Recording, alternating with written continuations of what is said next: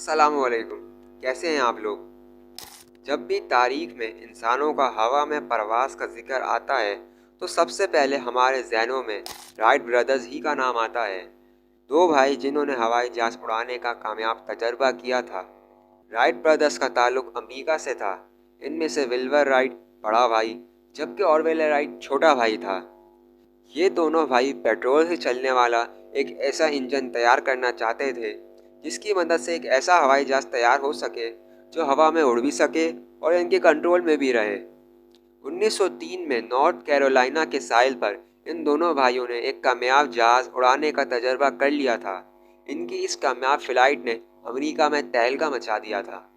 لیکن اگر میں آپ کو بتاؤں کہ رائٹ برادرز سے پورے 1000 سال پہلے اندلس میں رہنے والا ایک مسلم سائنٹسٹ عباس ابن فرناس نے بھی ایک فلائنگ مشین بنا کر ہوا میں اڑنے کا ایک کامیاب تجربہ کیا تھا تو کیا آپ یقین کریں گے؟ جی ہاں، اب میں جو آپ کو کہانی سنانے جا رہا ہوں وہ کوئی فکشن نہیں بلکہ ایک حقیقی واقعہ ہے۔ عباس ابن فرناس 9ویں صدی 810 عیسوی میں پیدا ہوئے۔ عباس نے اپنی جوانی کا زیادہ تر حصہ کرتبہ کے شہر میں گزارا جو کرتبہ کی خلافت کا ایک بڑا شہر تھا جو کہ آج پرتگال، اسپین اور مراکش کا حصہ ہے۔ کرتبہ اس وقت دنیا کے ڈیولپ ترین شہروں میں سے ایک تھا جو کہ بغداد کے بعد پوری اسلامی دنیا میں علم سیکھنے کا بہت بڑا مرکز تھا، جسے اسلامک آرٹ اور سائنس کے دو بڑے مراکز میں سے ایک کے طور پر جانا جاتا ہے۔ عباس ابن فرناس نے کرتبہ میں میڈیکل اور ایسٹرولوجی سمیت بہت سی فیلڈز میں وسیع تعلیم حاصل کی، لیکن وہ انجینئرنگ اور اپنی انوینشنز کو تیار کرنے کی طرف زیادہ مائل تھے۔ عباس ابن فرناس ایک polymath, inventor, engineer, aviator, physician, Arabic poet اور اندلس کے موسیقار بھی تھے۔ ان کے چاہنے والوں نے انہیں حکیم آف اندلس کا ٹائٹل بھی دیا ہوا تھا۔ کہا جاتا ہے کہ کرتبہ میں آرمن فرمن نام کے ایک شخص نے ہوا میں اڑنے کا دعویٰ کیا۔ اس نے لوگوں کا ہجوم اکٹھا کیا اور کرتبہ کی جامع مسجد کے مینار پر چڑھ گیا۔ اس نے لکڑی اور کپڑے کے پروں والا ایک سوٹ بنایا جسے پہن کر اس نے مینار سے چھلانگ لگا دی، لیکن وہ اڑنے کے بجائے سیدھا زمین پہ آ گرا۔ اس کی خوش قسمتی تھی کہ اسے صرف معمولی چوٹیں آئیں اور اس کی جان بچ گئی، لیکن اسی ہجوم میں عباس ابن فرناس بھی موجود تھے۔ عباس آرمن فرمن کے سوٹ سے اس قدر متاثر ہوئے کہ انہوں نے بھی ایک فلائنگ مشین بنانے کا ارادہ کر لیا اور اپنی زندگی کے 23 سال اس کو بنانے میں گزار دیے۔ بالآخر 875 میں تقریباً 70 سال کی عمر میں عباس نے ریشم کے کپڑے اور بانس کے فریم سے اپنی فلائنگ مشین بنا ڈالی جس میں اصلی عقاب کے پر بھی نصب کیے گئے تھے۔ عباس نے اپنی انوینشن دنیا کو دکھانے اور تاریخ میں پہلی مرتبہ انسانی پرواز کو پرفارم کرنے کے لیے کرتبہ کی ایک پہاڑی کا انتخاب کیا۔ اس کرتب کو دیکھنے کے لیے ہزاروں کی تعداد میں لوگ اکٹھا ہو گئے۔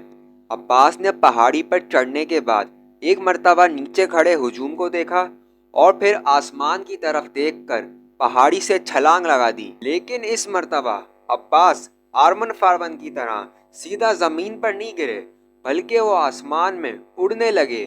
عینی شاہدین کے مطابق انہوں نے اپنے پروں کو اوپر نیچے کرتے ہوئے 10 منٹ کی پرواز حاصل کی، لیکن مسئلہ یہ تھا کہ انہوں نے لینڈنگ پر پوری طرح کام نہیں کیا تھا اور زمین پر زور سے ٹکرانے کی وجہ سے تھوڑی بہت چوٹیں ضرور آئیں۔ لیکن عباس ابن فرناس انسانی تاریخ کا وہ پہلا شخص تھا جس نے ہوا میں پرواز کرنے کا کامیاب تجربہ کیا اور دنیا کا پہلا شخص بن گیا جس نے ہوا میں فلائی کیا۔